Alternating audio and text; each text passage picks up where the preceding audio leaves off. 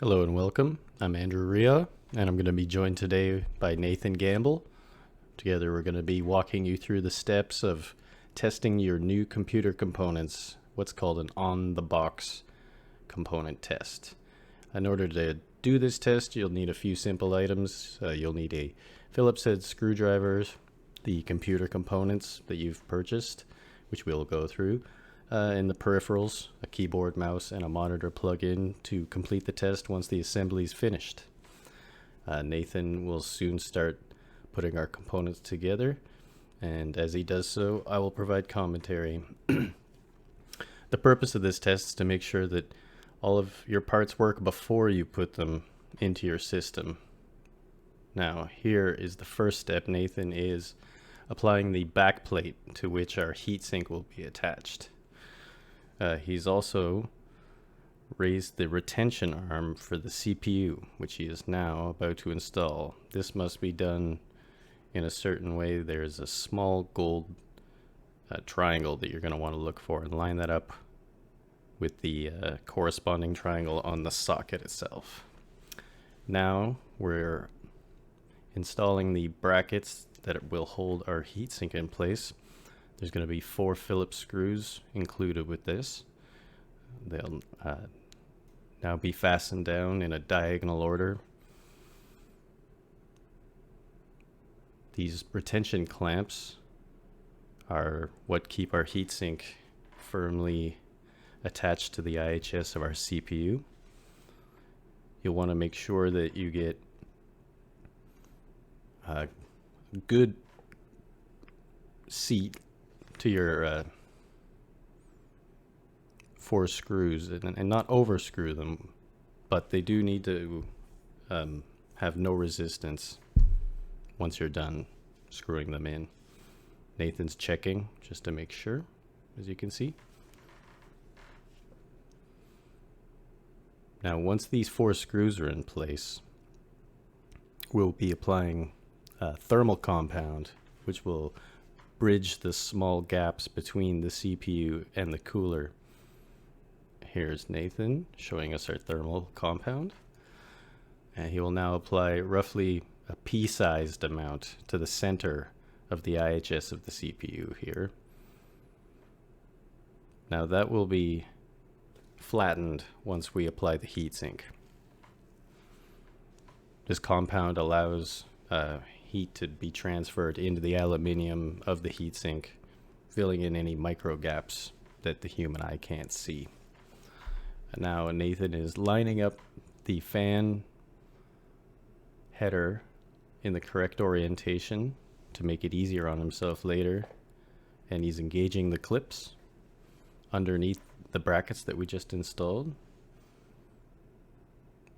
And now on each side there's a retention arm to pull down, and that will create tension on the sink itself. It can be lifted now. This is the fan header that Nathan's attaching. That will pull air up away from the CPU.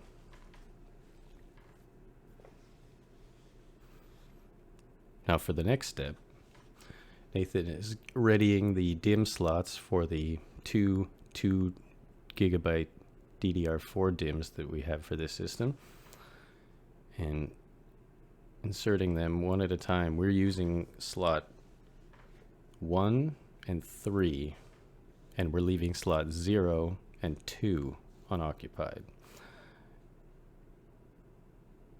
You'll hear a distinct click when you do this yourself, which you won't hear right now. But that is to indicate that the retention arms for the RAM are in place.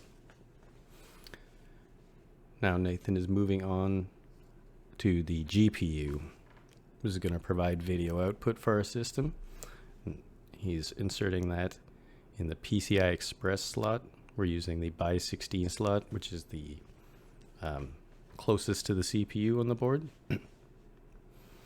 That also has a retention clip, much like the RAM does, which needs to be pulled back, which was done ahead of time. Now Nathan's moving on to power. This is the 24-pin main board power connector. It has 12 volt, 5 volt, 3 volt. But as you will see, Nathan is also going to, once he finds it, there we go. We have another 8-pin ATX power connector, and that is going to be up by where the CPU is situated, which is what is going to be the top once this motherboard is in the case. That supplies power directly to the CPU. So now that we have power to the board and the CPU, Nathan is moving on to connecting the SATA data connection to his hard disk drive and putting that on a corresponding SATA header on the board. Now you'll also need to power the drive for the test, and now Nathan is attaching a SATA power cable from his power supply.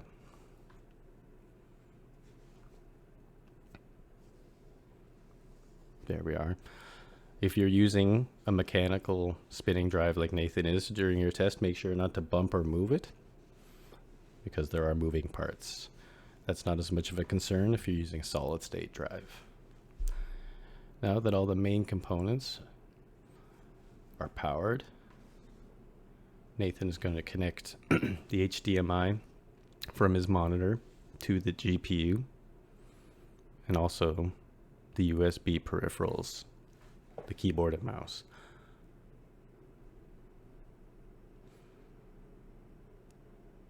Now those are going to be connected to the I/O. Main I/O will be to the left-hand side of any board. If it's oriented in the direction it's going to be put in the case. Next step, because we have no power button yet, is Nathan is going to bridge the power pins on the front I/O in order, there we are, to quickly start the machine up so that we can test our components. Different boards have different hotkeys to make this happen, but the next step is to enter the BIOS. In our case, we're going to be using the F11 button.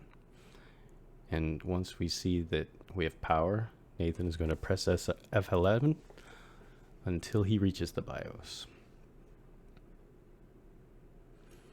When you first build a system, you might get a boot loop or two. It's common. Some people think there's something wrong, but that's normal. It's just the system taking stock of the hardware in it. So just let that happen, and eventually you'll get to BIOS. Right here, Nathan can see that his processor is registered. There is his RAM at the correct speed.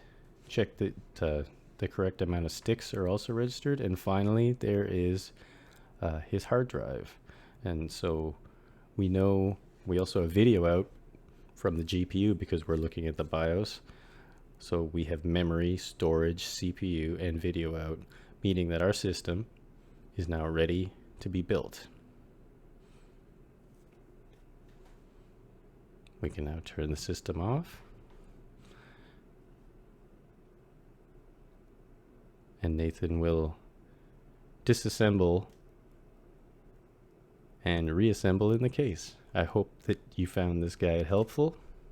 Take care. Goodbye.